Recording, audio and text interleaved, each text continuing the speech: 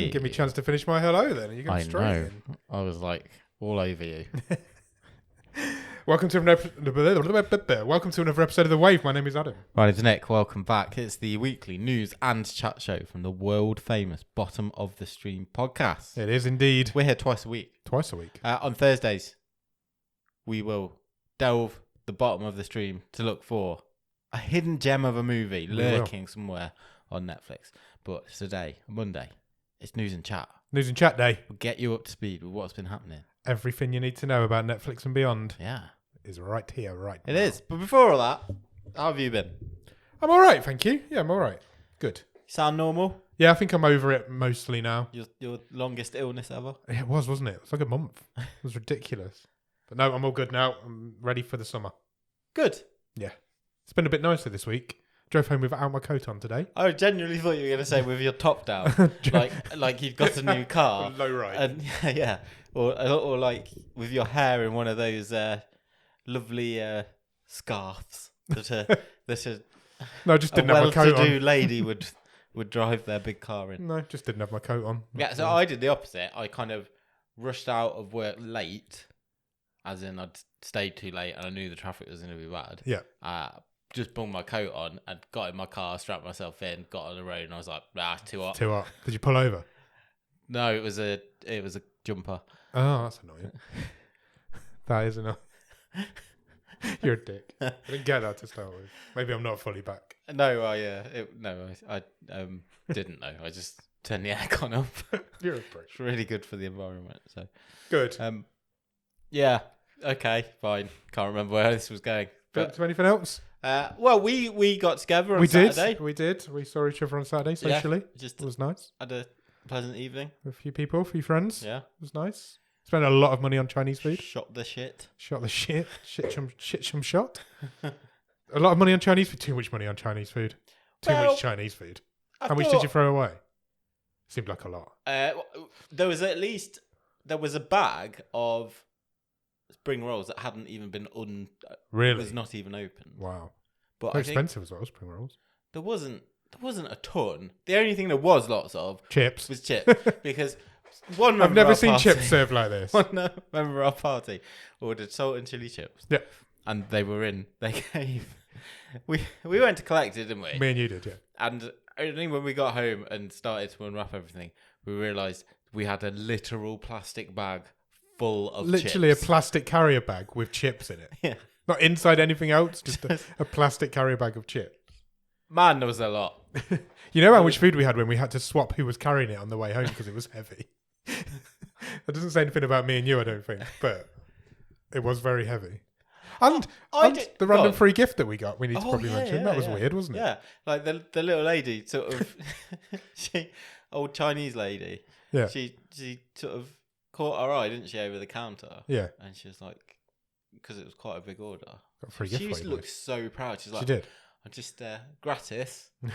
Giving you 2 bottles of soy sauce. 2 free full bottles of soy sauce. That's the way she looked at us and went, 1 light, 1 dark. Yeah, 1 of each.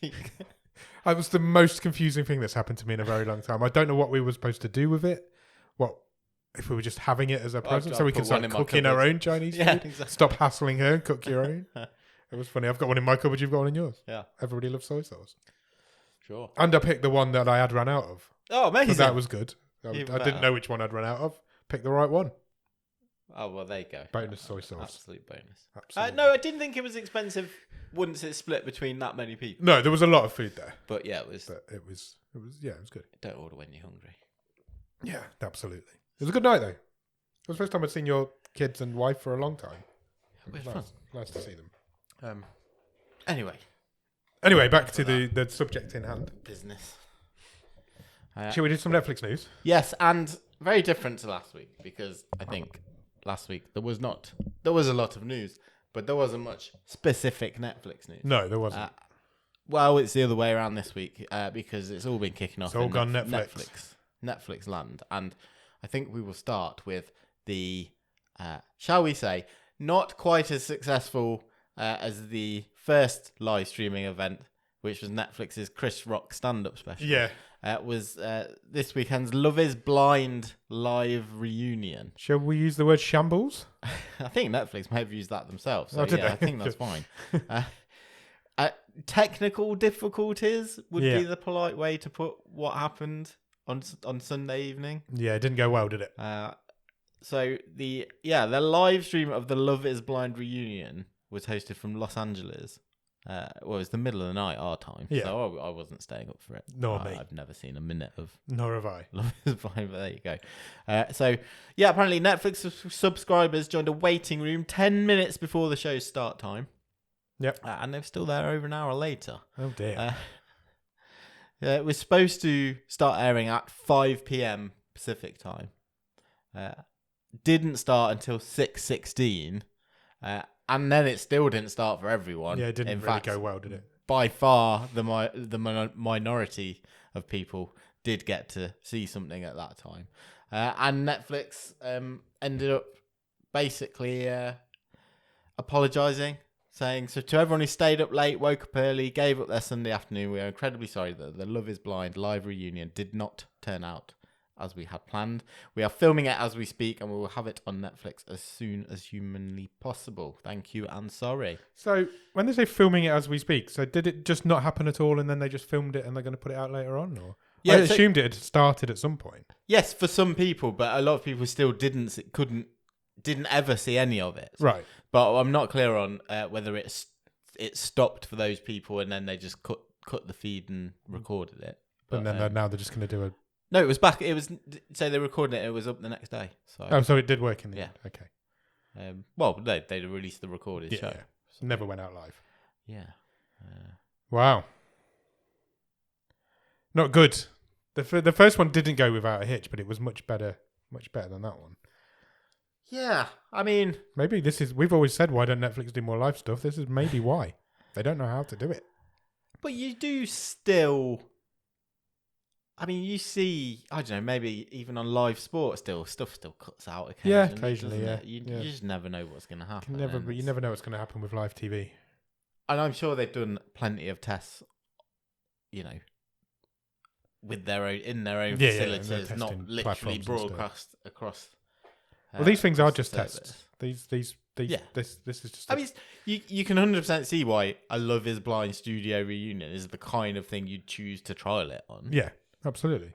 Because it doesn't really matter if fans of those shows don't really matter, do they? But it's put Netflix in the headlines. Yeah, but these are all just tests of proof of concept to see if they can do it. There's a bigger picture here that they're working towards, and if you iron out on things that are shit, then when the good stuff starts playing, we'll be good. Everyone's going to be happy. Next. I mean, the other big Netflix news of the week is that, I mean, this was a double surprise to me because I didn't know they still did it. I think we briefly mentioned it on the show a long while ago. It's that Netflix have confirmed that from September, they will no longer be renting actual DVDs and sending them out in the post. That's the end of an era. That's how Netflix started. That's their bread and butter. Which they have still been doing in the States. I didn't know that. No. Yeah. It was shipped out its last DVD on September the 29th, 2023. Wow. They should just let the people keep them. If you've got them at the end. What are they going to do with them at exactly. the end? What are we going to do with them anyway? The statement says, after an incredible 25-year run, we have made the difficult decision to wind down at the end of September. Our goal has always been to provide the best service for our members. But as the DVD business continues to shrink, that's going to become increasingly difficult. Making 2023 our final season allows us to maintain our quality of service through the last day and go out on a high note. I can't believe it. Netflix get all this stick for cancelling shows, and now they're cancelling DVDs. Cancelling themselves. They've even called it a final season. Yeah. Related to this. Yeah. Would you like to know what the most rented DVD of all time is from Netflix? I actually would, yeah. Yeah. Can I have a guess? You can, but I'm pretty confident you're not going to get it. It's a film, I assume. It is a film, yeah. Because they do TV shows and stuff as well. Mars Attacks. Okay. I mean, fine guess. You said I wouldn't get it, so I thought I'd go as random as I could think. It's The Blind Side. What's that? It was the Sandra Bullock. Oh, she won an Oscar. Yeah, she did. Yeah. Wow, that's weird. So I did manage to find a list of the 50 most rented DVDs of all time. Yeah. But the website, which I'm not even going to give credit to, didn't put it or wasn't given it by Netflix in order. They had the top one, and then they just listed them alphabetically in there, so you can see the full list later down. I was like, I want to know the top 10. I could make a game out of that. Yeah, fucking idiots. Don't even give them credit. End of an era for Netflix, but nobody knew they did it anyway, so it doesn't matter. It's very much been. You can tell it has been the sort of Q1 reporting week for Netflix. Yeah. This week, because there's been a slew of news associated with that. You know, the DVD news chief amongst it. But Netflix has also mentioned that they are still cracking ahead. Did you like that? With their password sharing crackdown, and that is now expected to be enforced in the United States by the end of July. Okay, not long then. Which is obviously clearly their biggest market. No specific details on a load of other countries, other than that, you know, the tightening of the rules will be coming ideally this quarter. That's their aim. I read I was on a subreddit. I was on the Netflix subreddit the other day, as you do. Yeah. And there was a load of Canadians on there talking about how they're still doing it. Okay. And it's been in Canada now for a couple of months. Yeah. And most of the people on there were saying they hadn't changed anything about what they do. Oh, really? They'd literally not done anything. Yeah, they've not done anything, and nothing's changed. So I think I've said it from the beginning. I think it's just Netflix saying they're going to do it, but I don't think they're actually doing anything. Wow. I'm very interested to find out. Yeah. Absolutely. Netflix added 1.75 million subscribers in Q1 of 2023. But what about all these people who were going to cancel because of the Netflix password sharing crackdown? What happened to those people? So, 1.75 million worldwide.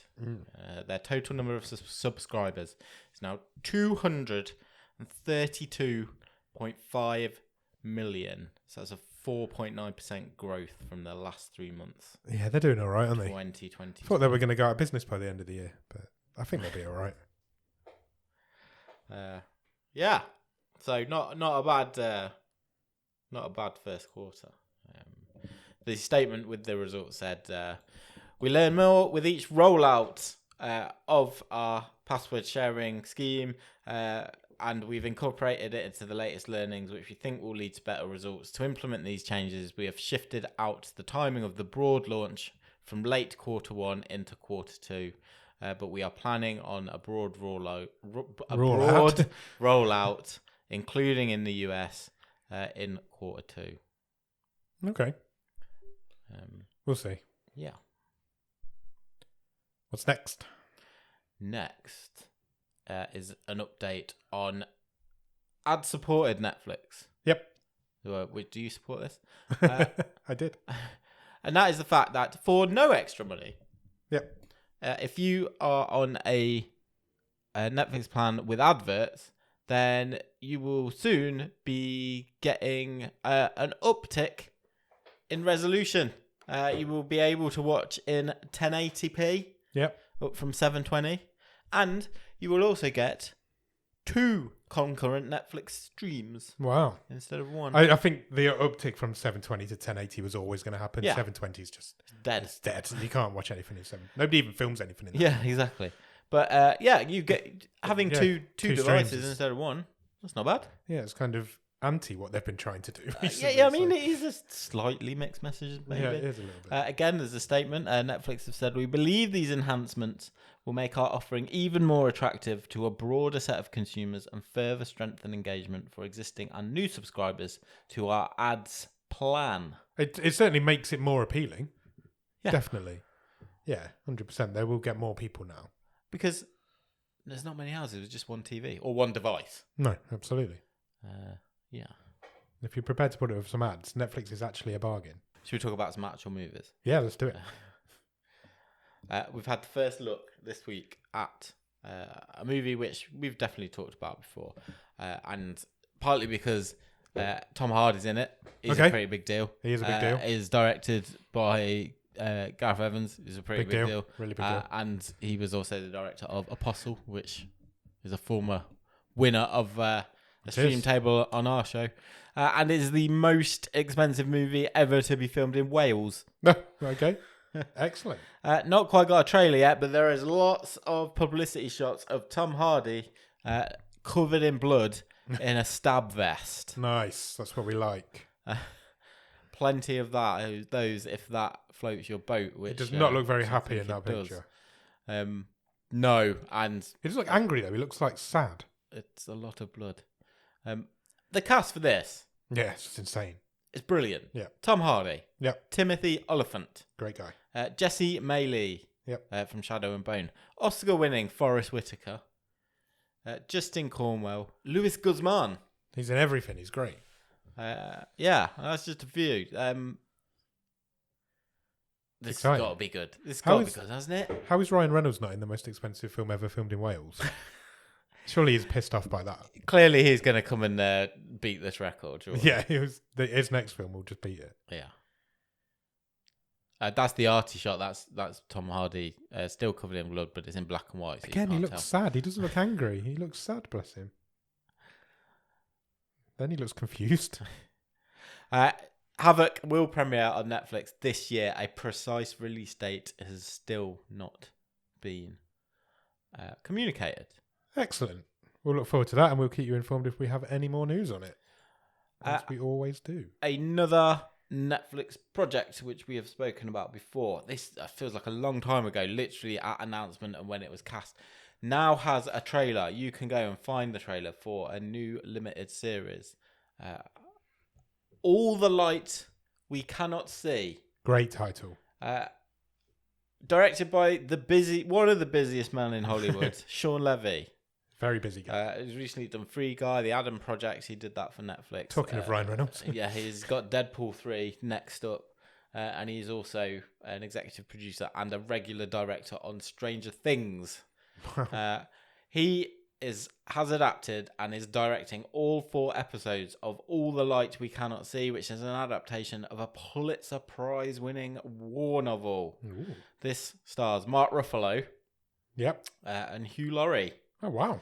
The series is set across World War II, primarily focuses on a young girl, a teenager seeking refuge in her uncle's house, and a German youngster drawn into the army after being accepted into a military school for his radio technology skills. Mark Ruffalo plays the girl's father, with Hugh Laurie as her great uncle. Yeah. Go and check it out. 2nd of November, that one arrives. You can't beat a World War II miniseries. I mean, that is awards centric. That really sort is. Of timing, you would have thought. It really is. The size of that crow in my garden is huge. Massive. Oh my God. That's like eating all the coming other crows. Together. I still sort of always, I don't know, he's been like a massive Hollywood star for ages, and he was, House was like for 10 years. Yeah. But I still kind of see Hugh Laurie and go, how did you become a you're just that comedian who used to play with Stephen Fry. Yeah, exactly. Yeah. I feel exactly the same. Sketch show guy. A bit of Fry and Laurie. Yeah. Or Blackadder. Yeah, exactly. That guy, but yeah, he's like a Hollywood superstar. Oh, he's my problem, but it's interesting you thought about. I think the same thing. He's just, I suppose it's what we grew up with Hugh Laurie doing that sort of stuff. I guess so. What you think of now? It'd be like if Timmy Mallet suddenly had a Hollywood career. I'm all for that. Me too. It's a very niche reference. I'll tell you something we haven't spoken about for a while. Who's that? Netflix getting sued by someone from a crime, real crime drama. They get sued all the time. Man is suing Netflix for $1 million. Okay. After his photo was used in the true crime documentary, The Hatchet-Wielding Hitchhiker. I watched that. It was great. If you've not seen that, go and watch it. It's really good. Who's this guy? 27-year-old Taylor Hazelwood is claiming the streaming giant Netflix depicted him in a sinister and defamatory light after using a photo of him posing with a hatchet in the film. Right. His photo appears alongside several other men, while a narrator asks, "Is this a guardian angel or a stone-cold killer?" Hazelwood stresses he is not connected to the murder in any way. He filed his lawsuit in Dallas and said he has received a flurry of messages from friends and family shortly after the documentary was available on Netflix. One friend asked him, "What's happening here?" Another said, "Something not so chill happens in this documentary. Your picture shows up after he's charged with murder, and it's just bad vibes." Another friend said, "Bro, WTF? Are you in that?" They just pick random pictures of people holding hatchets. Maybe it's just like... That does seem bad. I mean, yeah. People hold hatchets without murdering people all the time. Exactly. Maybe it's just... I think you might have a case here, if that's the case. The lawsuit states, Hazelwood is, of course, beyond angry that Netflix would implicate and connect him to such a salacious and infamous story and individual. Hazelwood's reputation has clearly been tarnished. There are many acquaintances who will see Hazelwood's photograph in the film and will assume the worst without contacting him to get to the truth. The use causes Hazelwood a constant fear of losing future employment or relationships because of people believing he is dangerous or untrustworthy. To be honest, I've seen that documentary and I do remember that sequence. And I just assumed they were all like friends of Kai's. Yeah. Or like not people just like he knew, library footage of people. not just like random people holding axes. Maybe they just pulled the photos from like Facebook profiles or something. Is that what it is? It looks like it. Or Instagram. Yeah, it was like a social media montage. Well, clearly they've not signed like an image right. No, I think they might lose that one. That's pretty bad. Well, can you imagine? Like, you suddenly got your friends or your boss to support that. Imagine if you're just watching a Netflix documentary and your picture comes up after somebody's been murdered. Yeah, I'm on his side for that one. Can't do that, Netflix. That's silly. Stick it to the man. Next. Next is some news that, in the sort of news that I can't believe this hasn't already happened. I was just thinking exactly the same thing. Is the confirmation that a documentary is coming to Disney Plus this summer. It's a Stan Lee documentary. Well, why has this never been a thing before? I don't know. It feels like, this should have happened way before now. It is directed by David Gelb, and the documentary chronicles Stan Lee's fascinating life and his time with Marvel. Obviously co-creator of, pretty much all the Marvels. Yeah, all of them. No trailer yet. There is a poster. I'm sure a trailer will be following soon. It will premiere at the Tribeca Film Festival shortly. I think that's De Niro's festival, yeah, isn't I think it is, yeah. In New York. And then will be available on Disney Plus worldwide from the 16th of June. It's not even that long away. Feels like a long time away, but it's actually less than 2 months away. It's really not long at all. Cool. Yeah, well, I can't believe that's not been a thing before, but I'm actually really looking forward to watching that. The documentary is called Stan Lee. Wow, somebody's definitely gone to marketing school. I feel like there's many other titles you could have given them. Possibly, yeah. Next. Okay, yeah. Last piece of news is that Clint Eastwood's still going. 92, that guy. Jeez. He's announced his next project. Okay. I've just had a text from your wife. It says, "Do not buy pizza." Okay, fine. I don't understand what that means. I don't know why she couldn't text you. I think I've got it as well. Oh, that's weird. Anyway, sorry about that. Yes, Clint Eastwood has announced his next movie, Juror Number 2. Yep. It's about a juror, I would imagine. 92, that man is. It will follow the member of a jury of a murder trial who suspects he may have had some part in the victim's death. Or, in fact, possibly killed them himself. You can't be a juror then. And is caught in a moral conundrum of whether to use his secret to sway the jury away and protect himself, or turn himself in. Wow. Sounds good. In talks to play the lead role is Nicholas Hoult. Wow. with Toni Collette. I've been critical of Nicholas Hoult recently, but I'll come on to it later, but I've seen him in something this week that I actually quite enjoyed. Okay. And Toni Collette's always great. I'd forgotten about that show that she's got on Amazon. I haven't watched any more of that. Have you not? Power. Yeah, I need to go back to that. Eastwood is, hoping they sign on a dotted line soon because he wants to start filming in June. Of course he does. He needs to get a film in ASAP. Oh, 92. God. That's incredible, isn't it? Yeah, it's insane. Directing a movie is really, like, a massive thing. It's a real time-consuming thing as well. It takes, at least a couple of years to make a film. Yeah. Why would you not just go and have a lie down? You're 92 and you've got some money behind you. But good on him for keep going. I mean, if he can do it, why not do it? Well, yeah, quite. Wow. Good for him. Good for him. We'll look forward to watching that. Anything else for anything else? That's all the news this week. Good news. Well done. Have you seen anything? Have you watched anything good at the top of the stream? I've watched a couple of things. What have you watched? Bit random. Okay. I've gone very countryside this week. Oh, right. I watched a movie on... I'm fairly confident in saying it was on Amazon. Right. And it's called End to End. And it is a documentary about the singer-songwriter George Ezra, in which he walks from Land's End to John O'Groats. Did he actually do that? Yep. With two of his mates. Okay. We've done that. Just after lockdown, as the country was opening back up. And along the way, he visits various musical artists who perform. Nice. And do you know what? It's really good. Is it really? Yeah. Was it on Disney Plus? Amazon. Amazon, sorry. I was listening. Really, really good. Really interesting. I don't know much about George Ezra, so maybe I should check that out. It's like an hour and a half. Yeah, I thought he came across really well. Interesting. Mostly it's like drone footage type stuff, but this is a beautiful country. It is a beautiful country. From the sky. Yeah, from the sky. And yeah, it was a really good documentary. I really enjoyed it. Cool. And it's weird also to sort of look back at that time period where, things were just starting to open up, pubs, clubs, the countryside. Coming out of COVID. Yeah, thinking back on that time. It wasn't that long ago, but it feels like a lifetime ago. Yeah, exactly.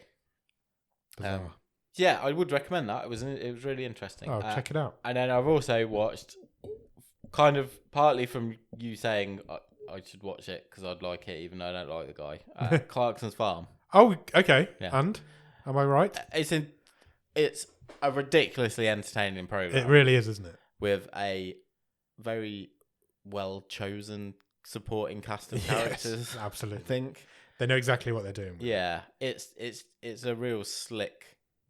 Yeah, you put it exactly right. Yeah. It's a very well managed. Yeah. Program. It really is. It really is. Yeah. He doesn't get any of his worldviews out there. It's literally just let's talk about farms. Yeah. It seems pretty normal to talk about farms. Really entertaining. Yeah, it is. It's fascinating. It really highlights the issues that farmers are going through. At the minute, and that's what it and should that can be only be a positive. Not about. That can only be a positive. Okay. Cool. All right. I haven't watched a lot this week. I've been watching The Night Agent. Oh yes. I'm about halfway through it now. I think I've done 5 or 6. How are you finding it? I'm quite enjoying it. It reminds me a lot of 24, only without the obviously 24 gimmick. But it's that sort of style of show and fun. Yeah.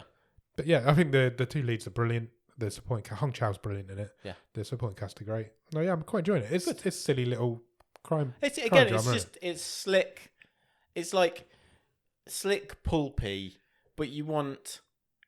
It's well made, slick and throwaway, isn't it? Yeah. It's just an easy, you can see why it's high quality watch. You can see why it's doing the numbers it's doing on Netflix because there isn't many shows like that about at the minute. So people have been crying out for a show like this. And I think they've timed it well in terms of when they've dropped it. Very much so. I think they timed it so well that they probably should have pushed Beef back maybe. Yes. Because bringing them both out at the same time maybe damaged one. It was going to damage one of them, and I think it maybe damaged Beef more than it probably deserved. Beef has certainly had the critical acclaim, but not so numbers. Much of the numbers. Yeah, but it makes you wonder if they realised that the Night Agent was going to do as well as it has. Possibly. So who knows? But yeah, it's doing really well. I've also watched 2 films. Okay. I went to I'll talk about the one I watched here first. On Sunday night. I watched a film on Amazon Prime It's not even on Amazon Prime. It's on Freevee, which is the free streaming service from Amazon Prime. They have adverts in the films and stuff. It's called John and the Hole. Okay. Have you heard of John and the Hole? I don't think I have. Yeah, don't watch it. It's not very good. Oh, no. It's about a kid, 13-year-old lad, and he finds a unfinished bunker in the forest behind his house. And then he decides he's just going to put his family in it. Right. What, for fun or like killing them? Bit of both. Okay. He has a very boring life. Doesn't enjoy his life. He's 13. Doesn't enjoy his life. So to spice up his life a little bit. He thinks, I'm just going to put my family in this hole. Right. And then he does. And then it's Michael C. Hall. Plays his dad. Okay. And they're just in this hole for the rest of this film. Right. And he feeds them occasionally. Sometimes he forgets. He'll get his friends around to play on these Xbox and things. But then, halfway through the film, you have a crash cut to another family, which is a mother and a daughter. And the mother's like, do you want a bedtime story to this little girl? She's probably 6 or 7. Sure. And she's like, you can have one of two. You can have George and the spider or John and the hole. Right. And then that scene cuts away. You don't see those people again for another half an hour. And then you see that those two people come on later on. Nothing's happening in the meantime, by the way. They're just in this hole. Okay. They're just talking about being in the hole. And John's just living his life with them in the hole. Then these people come back on and the mother's like, right, I'm leaving you now. You're going to have to look after yourself for the rest of your life. This girl's like 10 or 11. Okay. Then you never see them again. And then John lets his... I'm going to spoil this whole film. No, it's fine. Just put it out there. If you do want to watch it, just skip ahead a couple of seconds. John then lets his family out of the hole and they go back to living their normal life. Right. As if nothing had ever happened. They're just sitting around the dinner table eating their dinner. And then this little girl, you see her walking through this forest and she sees this hole and then the film ends. What? I watched... I think 2 or 3 videos on YouTube, which is John and the Hole Explained, and I still don't understand it.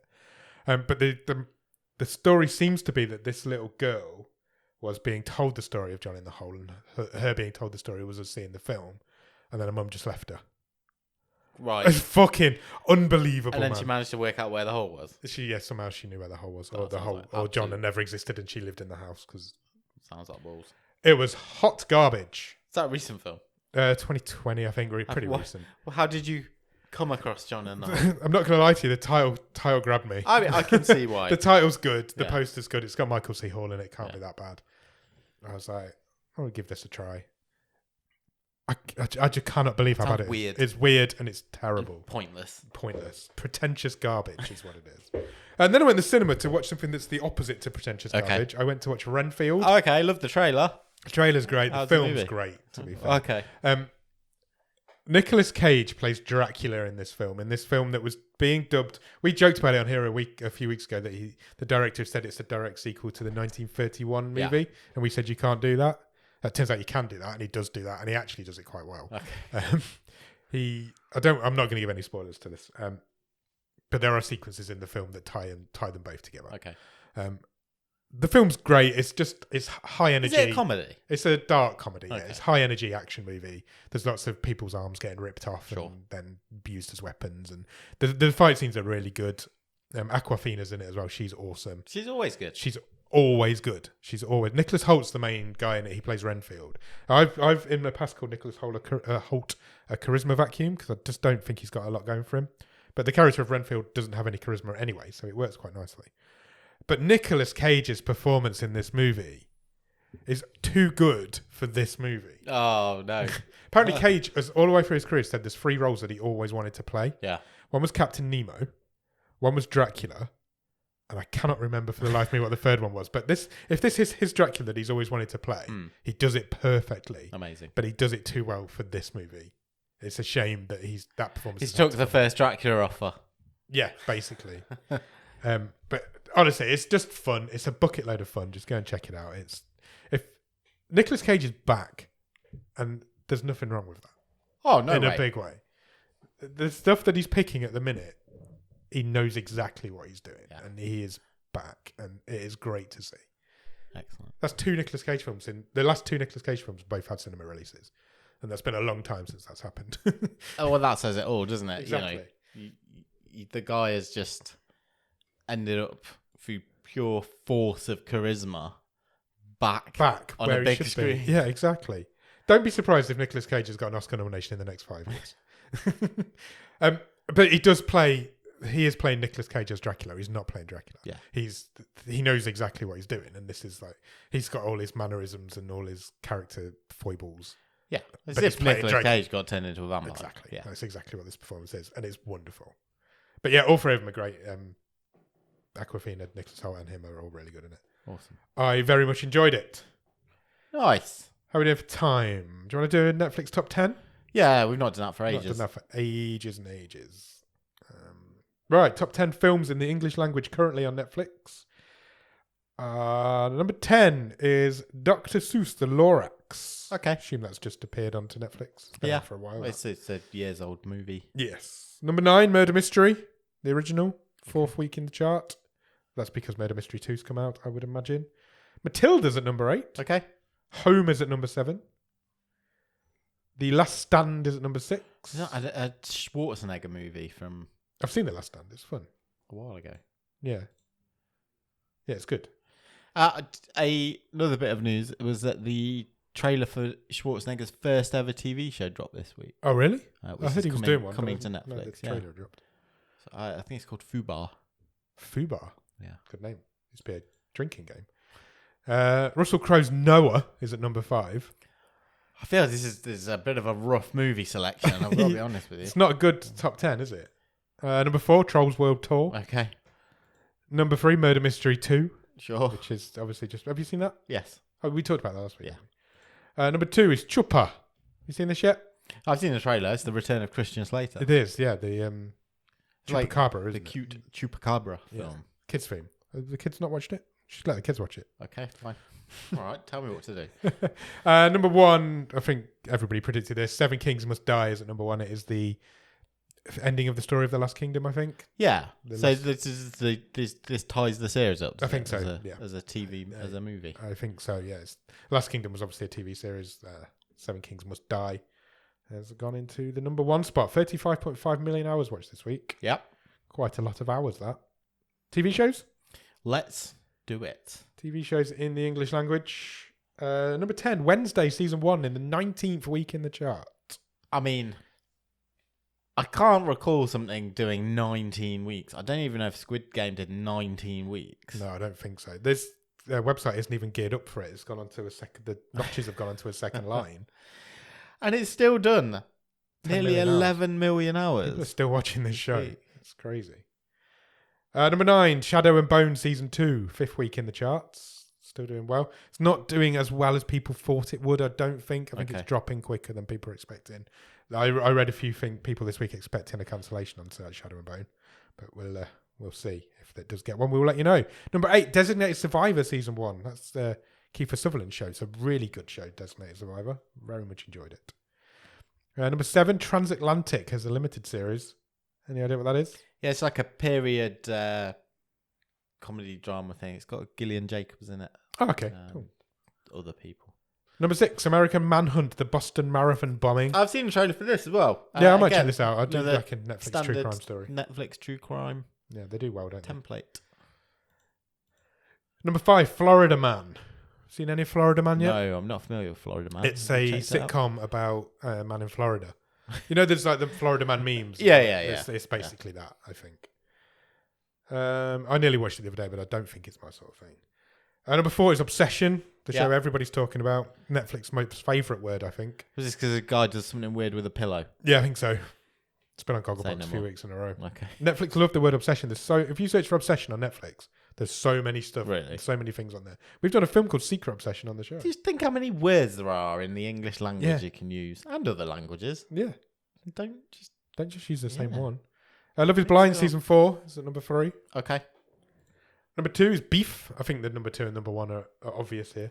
Can I just say, even just on that thumbnail we're looking at, I know this is an audio medium, but that thumbnail is just beautiful. It really is. I don't think we mentioned when we were praising Beef last week, is like the artwork in the title card. Yeah. It's amazing. How well the whole show's beautiful. You know, how well it's shot. The guy who does all the artwork is the guy who plays Danny's cousin.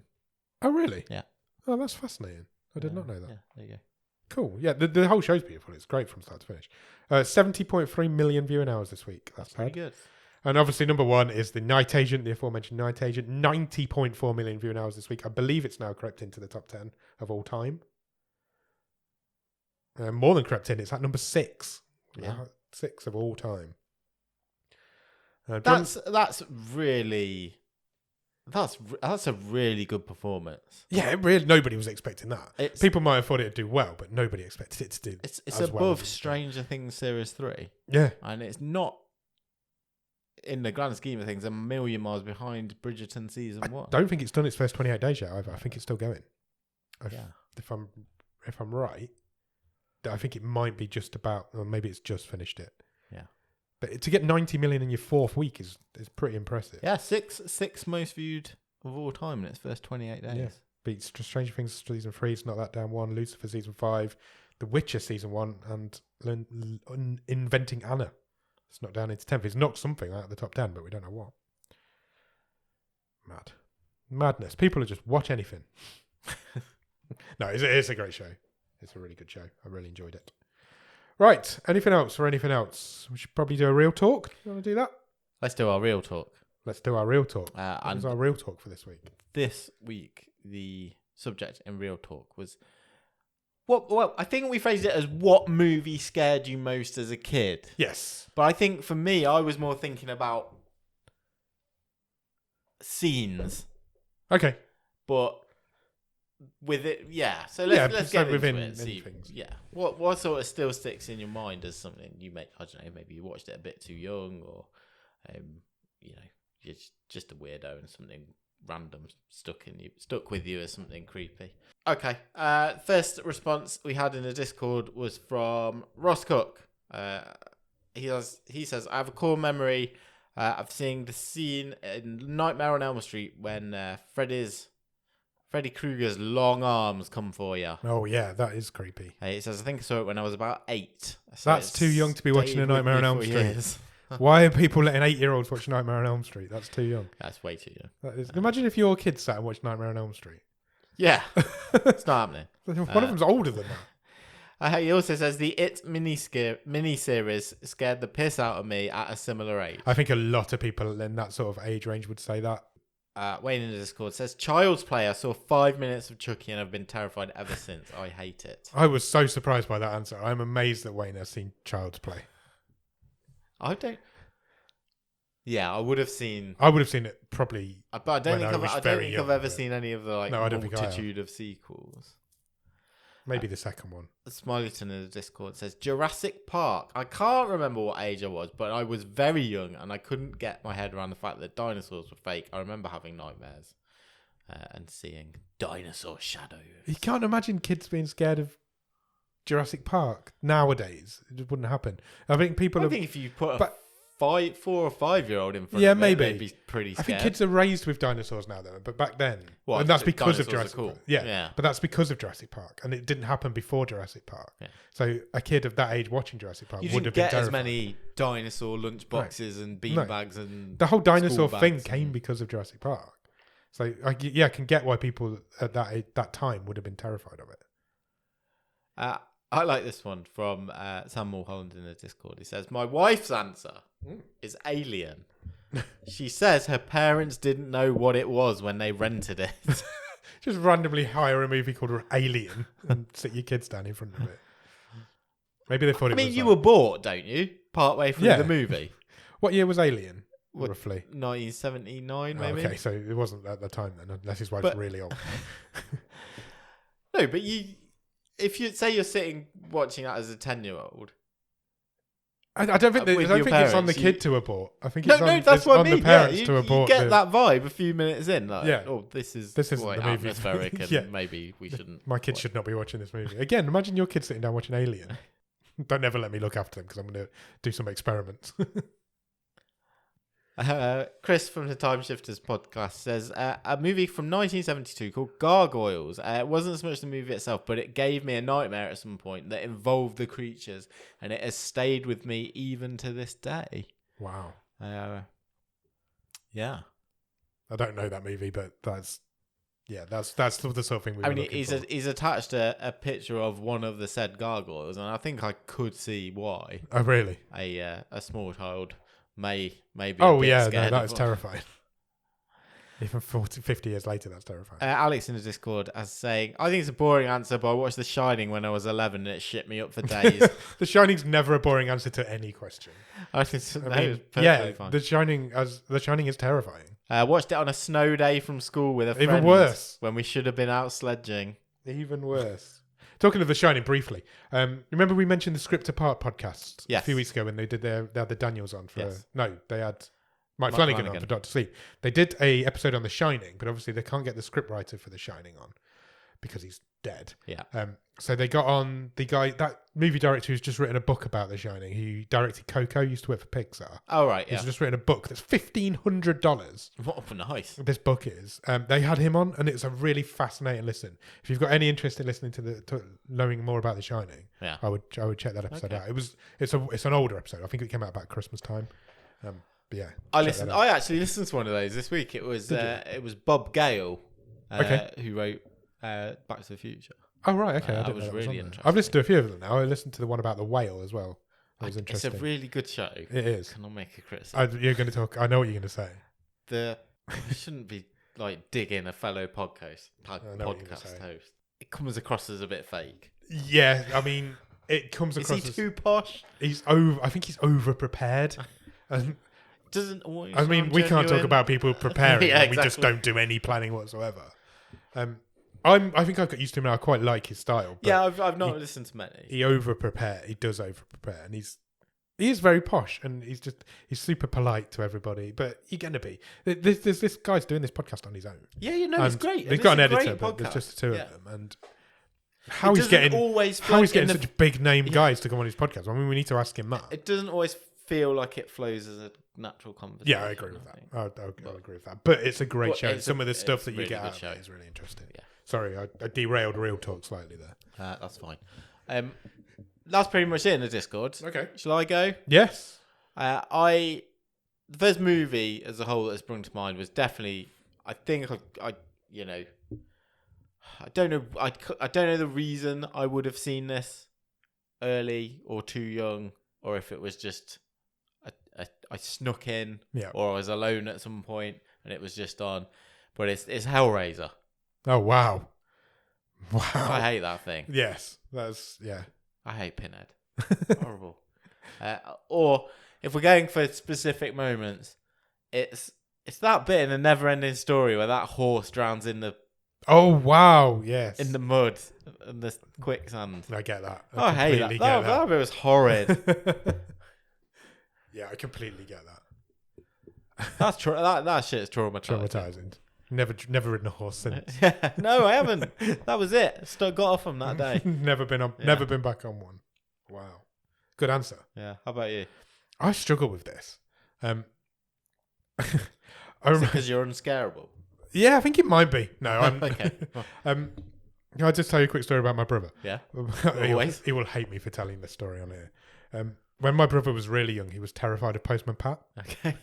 Literally, would run up the stairs famous and cry. anti-kid character, Postman Pat. Yeah. There's an episode of Postman Pat where Postman Pat falls out of a tree. Okay. And it for some reason just struck a chord with my brother, and he is absolutely terrified of it. And he used to run up to the top of the stairs and just cry. Brilliant. And it's just I always remember it. My mum and me still take the mickey out of him sometimes for it, but. Yeah, I just thought I'd tell that. I've never told that story anywhere before. I can just imagine a small version of your brother sort of sitting on his bed rocking. He wasn't any smaller. That's because he is now. Fine. Rocking backwards and forwards, humming Postman Pat theme tune to himself. What he does. And crying. And he still doesn't really like it now. He doesn't let his daughter watch it, just in case it's hereditary. Yeah, it could be. I remember the first time I ever went to the cinema. I remember refusing to go in because it was too dark in there. Okay. And I was absolutely terrified. It's big, isn't it? It's big, it's scary. It's a big, scary, dark room. Yeah. I was absolutely terrified. Did you know what the movie that I was going to see was? American Tail or something like that. Care Bears. Oh, well, it's animated. The scariest movie I've never seen is the Care Bears movie. I just flatly refused to go in. I think I was like 5. I remember it. I remember just being absolutely terrified of going into this dark room. And I've never seen it since, I don't think. Oh, man. But yeah, I remember being terrified of that. I watched Carrie when I was 12. Okay. Carrie isn't that scary, but that scene right at the end where the hand comes out the rubble, it's pretty terrifying. Why did you watch that when you were 12? Can you remember? I had recently watched Stand By Me, I think. Okay. And I was just... I want to watch another Stephen King film. The start of the Stephen King. Stand By Me was the first Stephen King thing I ever ingested into myself. Okay, right. And then from that point on, I was just trying to get as much of it into my body as I could. Fine. They're obviously very different movies. Yeah, a little bit. Yeah, and Carrie was the first Stephen King book I read because I'd watched the movie. Got you. But Stand By Me was the first film I saw, I think. But yeah, the Care Bears movie is terrifying. Man. Weird, isn't it? That's good. Have we got anything else to do on this show? I don't think so. You know what we didn't do at the beginning? What was that? We'll talk about last week's film. No, we didn't. We could do that briefly. Let's briefly do that. Last week, the movie we watched was... What was it? Dangerous Lies. Dangerous Lies. The easily forgettable Dangerous Lies. Which was just... It was just really shit. Yeah, it was boring. And it made no sense. No action anyone took in that movie made sense. No, there was no humans. It was your standard sort of TV movie of the week, and it ranked one off. So it was one off the bottom in our current stream table. It is one off the bottom in our current stream table. So was it 20th out of 21? Yeah, we're getting right near the end of this season. Yeah. Yeah, we're going to put 22 in this week. Yeah, just a few movies left. And on Thursday, come back to this very stream and we will talk about The Bridge Curse. Will we talk about The Bridge Curse? We will talk about... We will try to talk about The Bridge Curse. About The Bridge Curse, which is a very... I think... It's got to be right down there in terms of most bottom of the stream movies we have seen. There is very little information or facts out there on this movie. No. And I mean, we'll talk about more on Thursday, but I found this incredibly difficult to make notes on. It was the hardest film we've ever done, I think, to make notes on. And that is not a reflection on what I thought of the film. No. But there are several reasons why this was very difficult to make notes on. It's a Taiwanese ghost story. Yeah. It's complicated. But those sort of episodes always make those sort of films always make the best episodes. It's going to be absolute chaos. I think we're going to have a ball with it. It is going to be chaos. I've got barely any notes. We're going to go from as much memory as we can get. Even on IMDb, the cast don't have any names. As the character names are not on IMDb. Yeah. So, yeah, we're going to have some fun with... I've got to make up nicknames for everybody, innit? Because they don't have names. I'm on board. Yeah, so... They're not good nicknames, but... Yeah, it's going to be a fun episode. So, yeah, come back on Thursday and we will talk to you about Taiwanese horror movie, The Bridge Curse. Cheers. Bye.